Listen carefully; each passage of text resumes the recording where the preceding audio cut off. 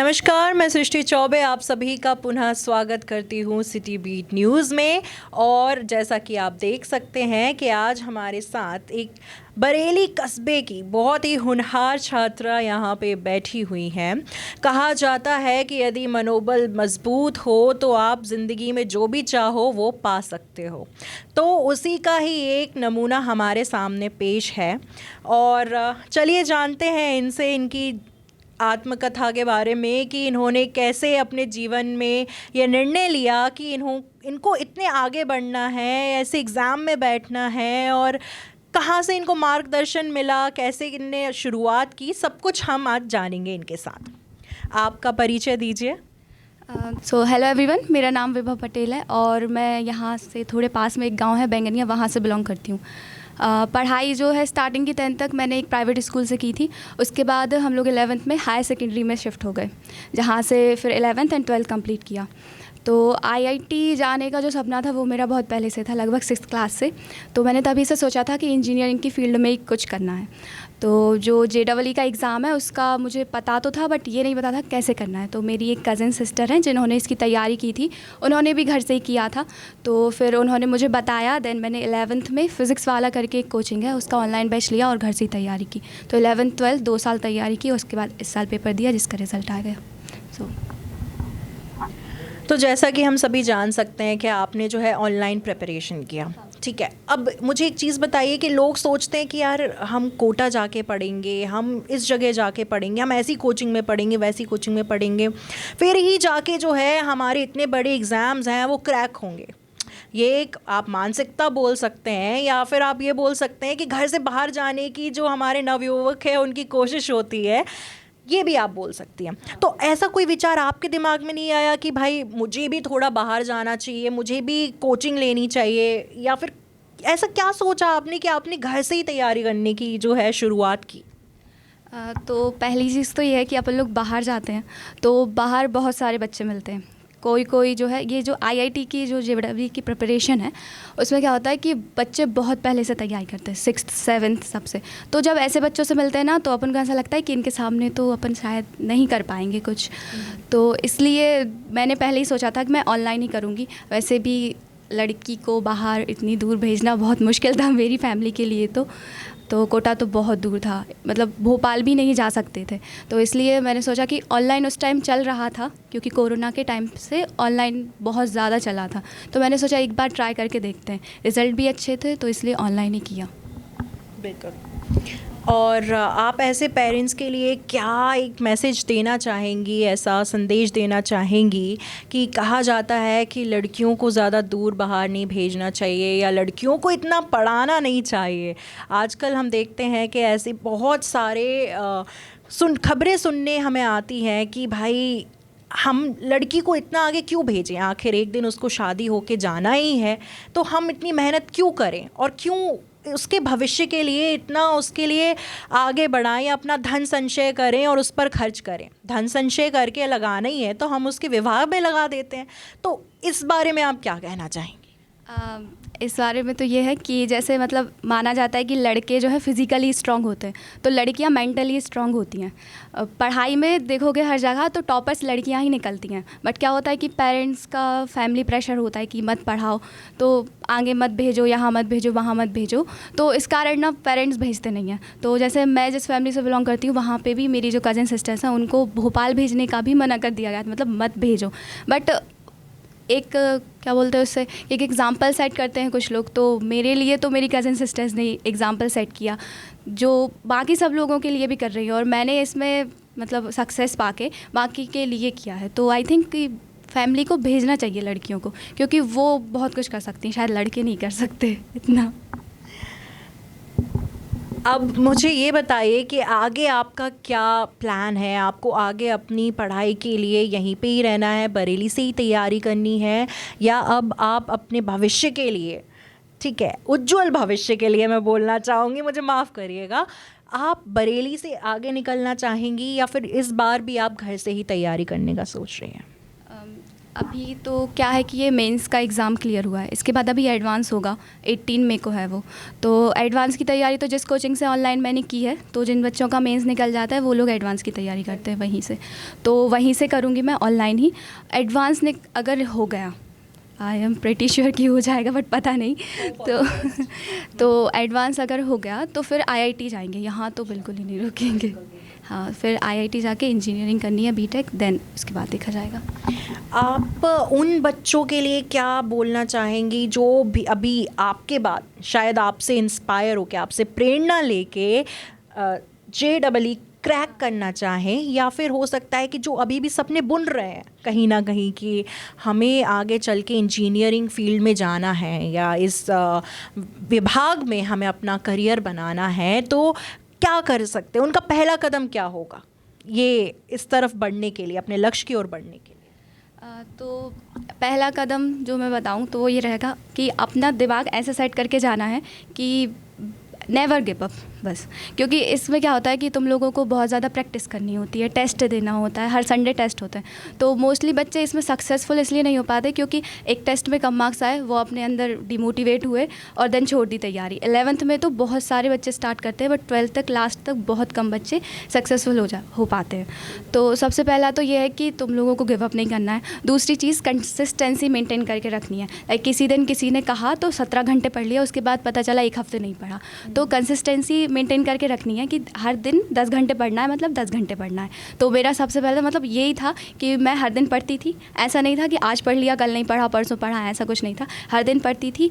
और उसके बाद एक ये था कि मेरे टेस्ट में कम मार्क्स आते थे तो मैं अपने आप को ये समझा लेती थी कि आज आए हैं, अगले टेस्ट में और अच्छे आ जाएंगे, तो इसी सोच के साथ आगे बढ़ना है। तो तुम लोगों का सबसे मेन चीज़ होती है जर्नी कंप्लीट कर लो, तो एक इस चीज़ से चलोगे कि हार नहीं मानना, तो तुम लोग शायद कर लो कंप्लीट, तो इस चीज़ को ध्यान में रखना है।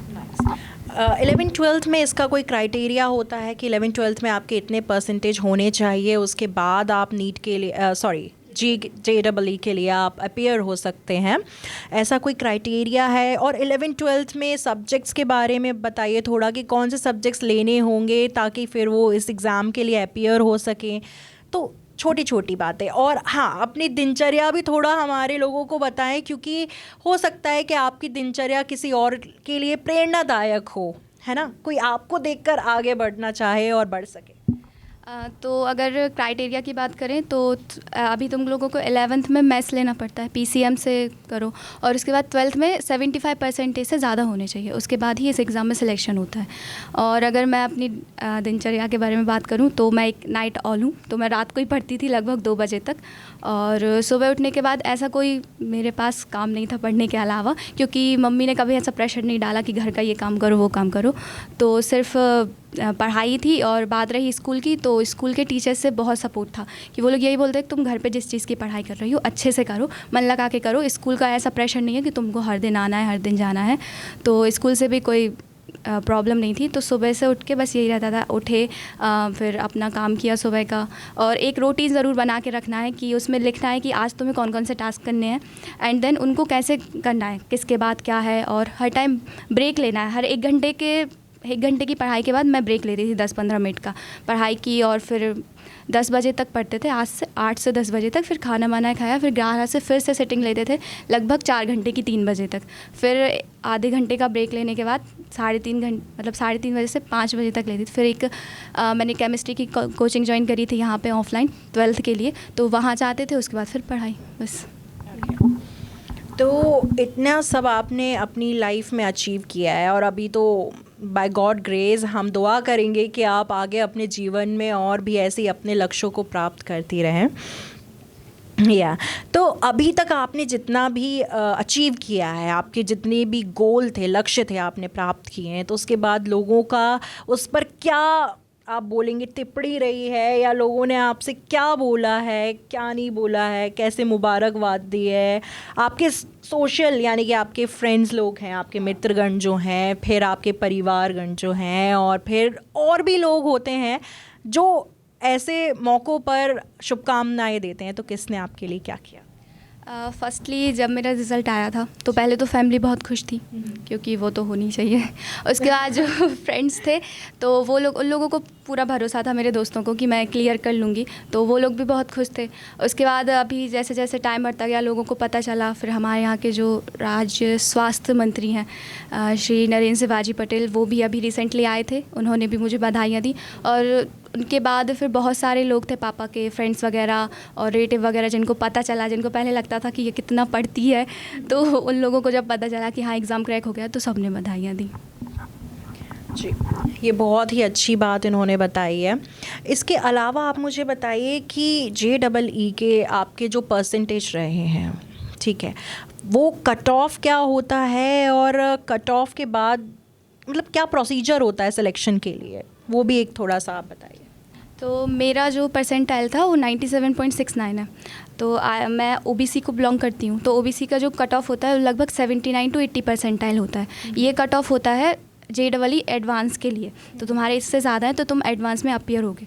उसके बाद एडवांस का एग्ज़ाम होता है, फिर एडवांस में रैंक डिसाइड करती है सब कुछ कि कितनी रैंक आई है। तो अगर तुम्हारा एडवांस नहीं भी होता है तो उसके बाद ये जो मेंस है इसके थ्रू तुम लोगों को NIT मिलेगा। लाइक NIT जो है आई डोंट नॉट नो कितने हैं, बट कुछ लगभग 20-24 NITs हैं इंडिया में, तो वहाँ पे तुम लोगों का एडमिशन हो जाएगा। बट अगर एडवांस क्रैक हो जाता है तो जो हमारे सबसे प्रेस्टिजियस इंस्टीट्यूट्स हैं IIT, तो उनमें एडमिशन मिलता है एडवांस के बाद, और वो डिपेंड करता है तुम्हारी रैंक कितनी है, उस हिसाब से जो सबसे अच्छी IITs होती हैं उनमें ऊपर वाली रैंक मिलती है, और फिर नीचे नीचे जाते जाते अभी मेंस में रैंक डिसाइड नहीं होती, इसमें सिर्फ परसेंटाइल रहता है, एडवांस में रैंक होती है। तो ये था हमारा इंटरव्यू, और यदि लास्ट में आप कोई सोशल मैसेज देना चाहती हैं हमारे जो छात्र छात्राएं हैं जो इस तरीके से आपकी तरह आगे बढ़ना चाहती हैं उनके लिए, तो आप बिल्कुल दे सकती हैं। देखो, मैं तो सिर्फ इतना बोलना चाहूँगी कि जो तुम्हें करना है वो करो। ज़रूरी नहीं है कि अभी क्या है कि ये जो JEE का एग्ज़ाम है वो कुछ ज़्यादा ही फेमस हो रहा है, तो पेरेंट्स यही बोलते हैं यही कर लो। तो अगर तुमसे नहीं भी हो रहा है, पहले तो अपना बेस्ट देना है, कभी हार नहीं माननी है। तो अगर तुमसे नहीं भी हो रहा है तो एक एग्ज़ाम तुम्हारी ज़िंदगी डिसाइड नहीं करेगा, तो उसके लिए कोई ऐसा कोई कदम नहीं उठाना है जैसे तुम अपनी जान ही दे दो, ऐसा कुछ नहीं करना है। एग्ज़ाम दो, नहीं भी निकलता है तो फिर बहुत सारे फील्ड्स हैं जहाँ पे तुम अपना ट्राई कर सकते हो। तो और अगर कोई तैयारी भी कर रहा है JEE की, तो मैं यही कहूँगी हर दिन लगे रहो, और बस हर दिन एक नई शुरुआत होती है। किसी दिन फेल हुए हो तो अगले दिन सक्सेस ज़रूर मिलेगी। बस इतना ही। Thank you. ये बहुत ही कमाल की बात इन्होंने आपसे कही है कि 1 piece of paper cannot decide of future। ठीक है, एक कागज़ जो है वो आपकी तकदीर नहीं तय कर सकता। तो ये बहुत ही अच्छा मैसेज है कि आप हर दिन उठते हो। दुनिया कैसे चलती है, हर दिन सूरज उगता है डूबता है, ऐसा तो है नहीं कि आज डूब गया तो कल उगेगा ही नहीं।